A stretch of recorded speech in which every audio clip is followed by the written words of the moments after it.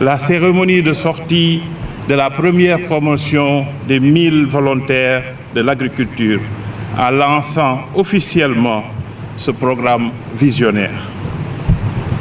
Votre présence, éminente autorité, illustre invité, confère à cet événement une grande solennité qui reflète l'ampleur de notre ambition collective, faire de l'agriculture le pilier d'un Sénégal souverain, d'un Sénégal prospère, mais d'un Sénégal uni. Ce programme, fruit d'une vision audacieuse et d'une volonté inébranlable, est une ode à l'effort collectif, à la résilience, à l'espérance d'un avenir où chaque parcelle de notre sol nourricier deviendra un symbole de notre ambition. Monsieur le Premier ministre, votre présence effective en ces lieux mythiques illustre largement l'indéfectible engagement de l'État à faire de l'agriculture un moteur de développement.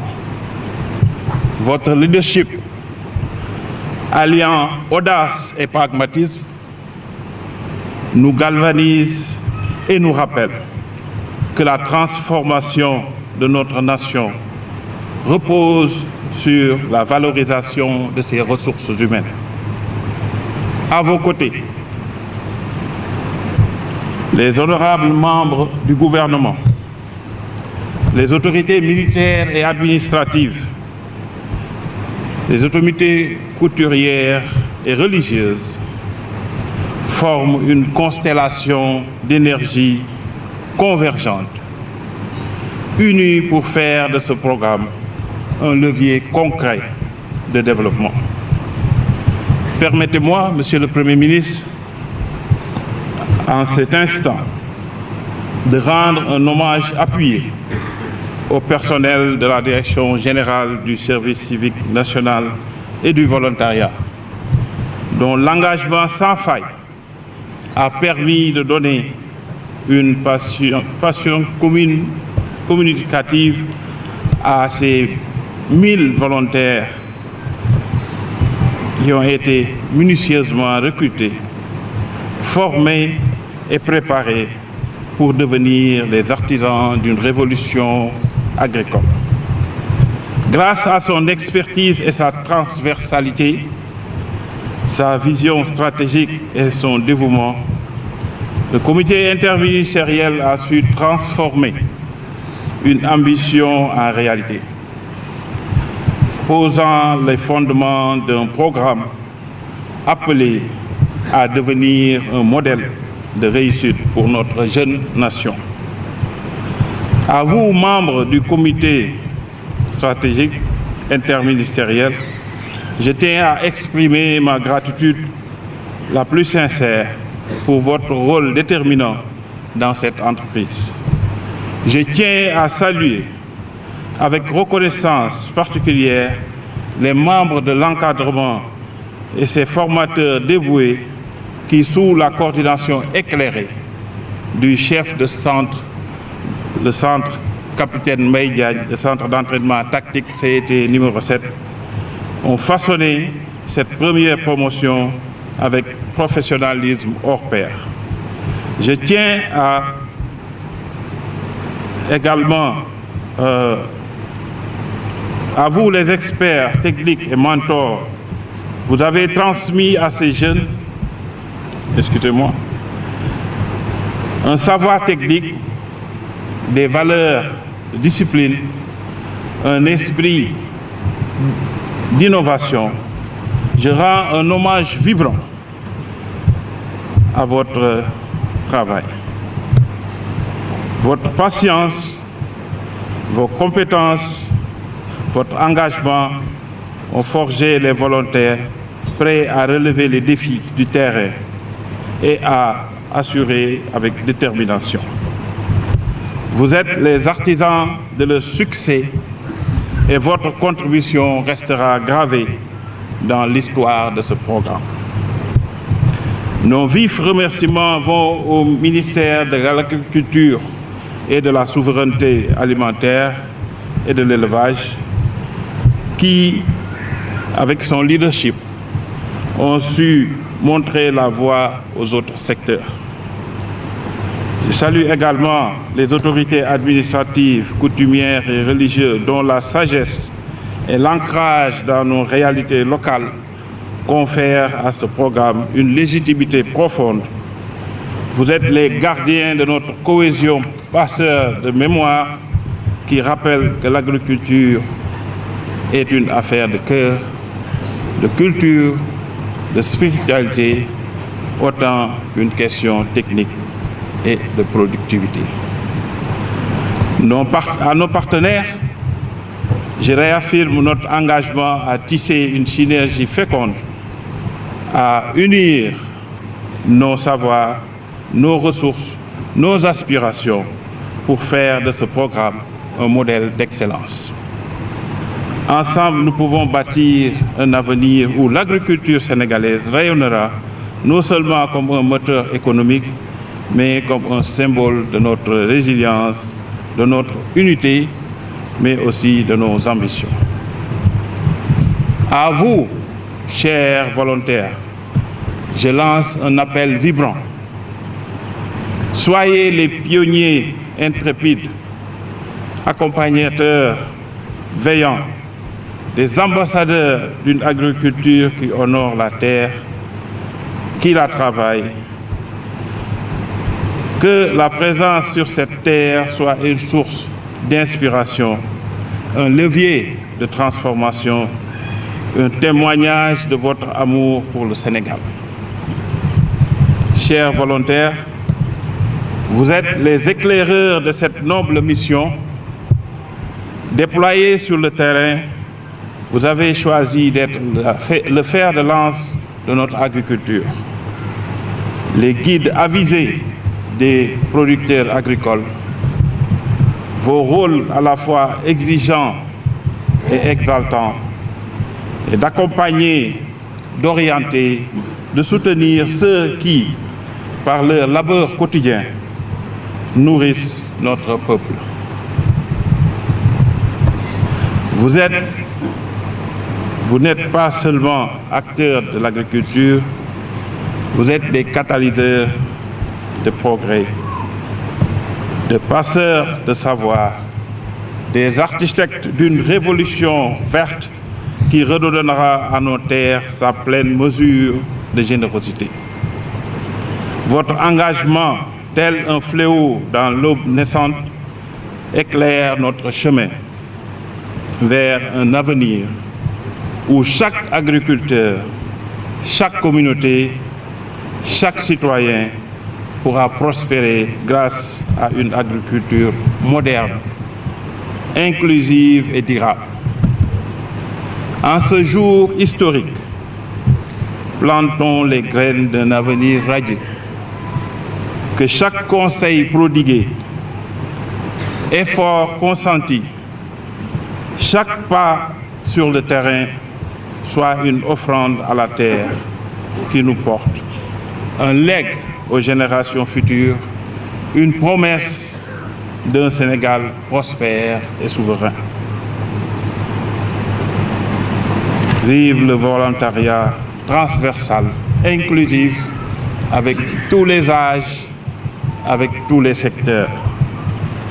La transversalité du volontariat nous permet d'avoir tous les secteurs d'activité et sa verticalité, tous les âges. Il y a des volontaires du 3e âge, il y a les volontaires du commerce qui s'annoncent, il y a des volontaires d'autres âges.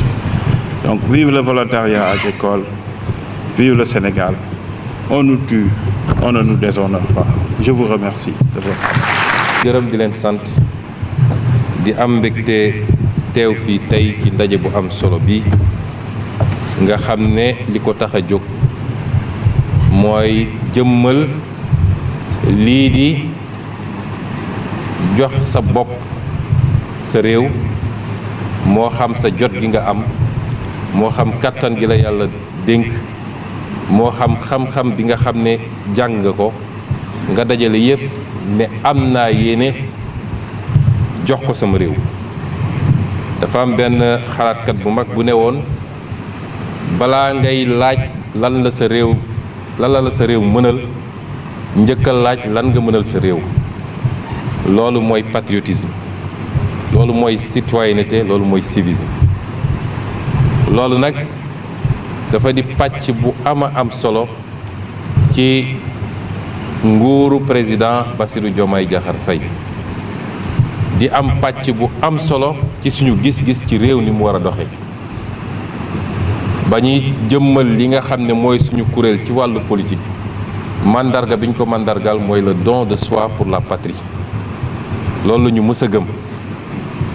am réew du nguur rekk a koy tabax, naam cëru nguur gi am na solo, waaye réew ñi bokk ci réew mi ñépp ñooy mànkoo takk seen digg jublu ci liggéey, jublu ci farata, wàññi lu dul farata, réew moomu dox. lii nag bokk na ci li koy jëmmal, muy lu am solo.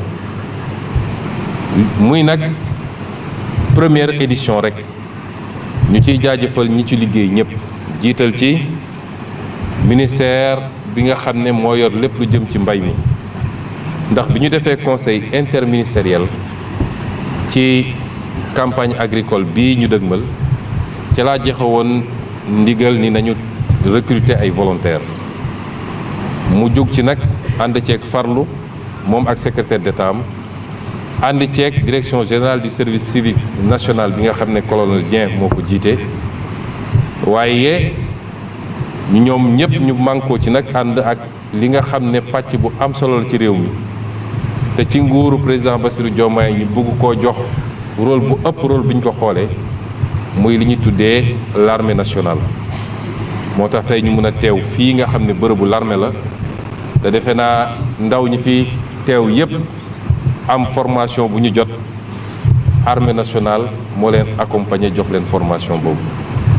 kon ñooñu ñëpp ma leen di féliciter, waaye di wax ni lii pàcc bu njëkk rek la.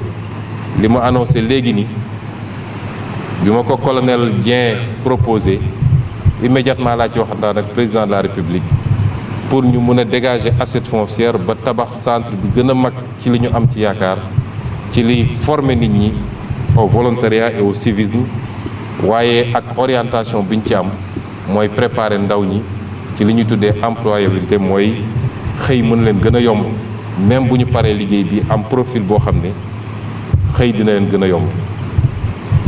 lii nag li muy firndeel rek mooy ñun di suñu gis-gis. bu soobee yàlla ajjuma bii di ñëw ci waxtu wii ñu teew fii, fas yéene naa présenter Sénégalais yi li nga xam ne mooy le plan de relance bi nga xam ne sama gouvernement depuis ay weer ñu ngi ciy liggéey ba te jubluwaay bi mooy li ñu yàq ci réew mi, muy yàq yu xóot rawatina ci koom-koom, naka la ñuy def ak fan la ñuy jaar ba defaraat ko, ba jubbanti ko, ba mun a joxaat Sénégal trajectoire du koy jëmale ci développement. loolu du mbirum gouvernement premier ministre dong, loolu du mbirum président de la République moom dong, donte moom moo validé liggéey bi ñu liggéey, waaye mbirum Sénégal yépp lay doon. lii day mandargal li ñu taxawal tey, orientation boobu ñu jël ni lépp lu ñuy def rek dañ koy ànd ak mboolem Sénégalais yi, te mu ngi commencé ti di waxanteeg Sénégalais yi dëgg, di leen wax li xew, li am ak ni mu amee. bu ñuy woote sacrifice, bu ñuy woot peuple bi ci ay effort, ñun ñu jiitu ci ba ñëpp gis ni ñun def nañu sacrifice.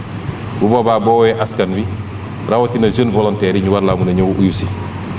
kon concept boobu la ñuy jëmmal tey, ñu am mbégte bu rëy ñëw teew ko fii, di ñaan yàlla mu gën ñoo dëgëral ñun ñëpp ba lii at wu ne ren jii 1000 la ñu wax junni at bii di ñëw buñ fiy dajewaat ñu ne 5000 la wala 10 000 la loolu mooy suñu yéene te ci loolu la ñuy liggéey. du ma daaneel wax ji nag te gënuma leen a soññ yéen ñi nga xam ne tey prêter ngeen serment fii du ñu ne ci salle bi rekk a ko dégg waaye àdduna yépp dina ko seetaan dina ko dégg. da ngeen def un choix de servir votre pays muy choix bu noble bu ngeen demee ci terrain bi nag di ngeen gis ni théorie ak pratique wute na di ngeen dajeek li ñuy wax les réalités du terrain képp ku mus a prêter serment rek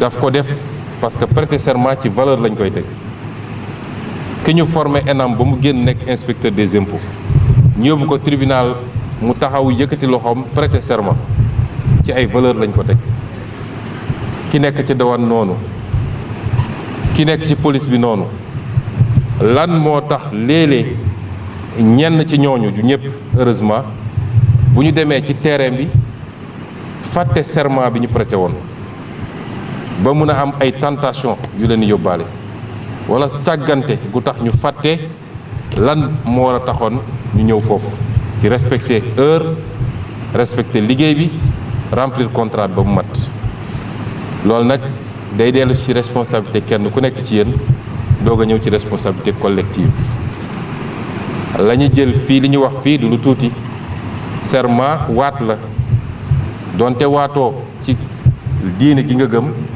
waaye nañu jàpp ni du waat bu ñuy càggane ba ci suñu kanamu borom kon na ngeen góorgóorlu nu mu métti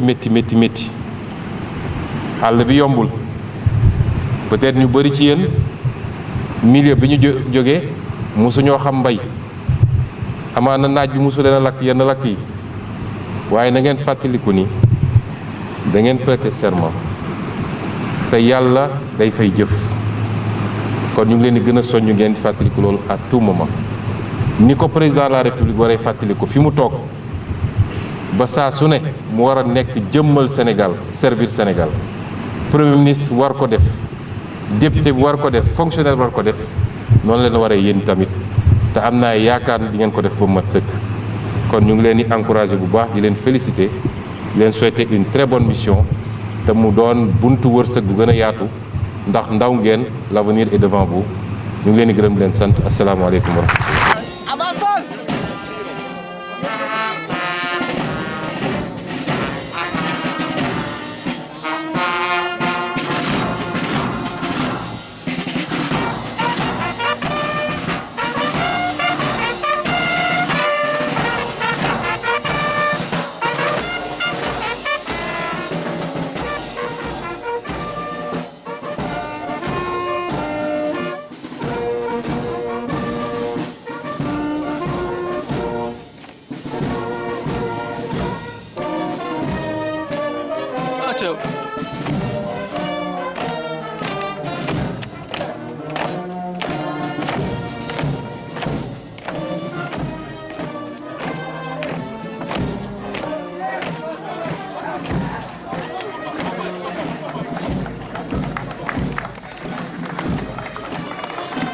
Jaajëf. Jaajëf.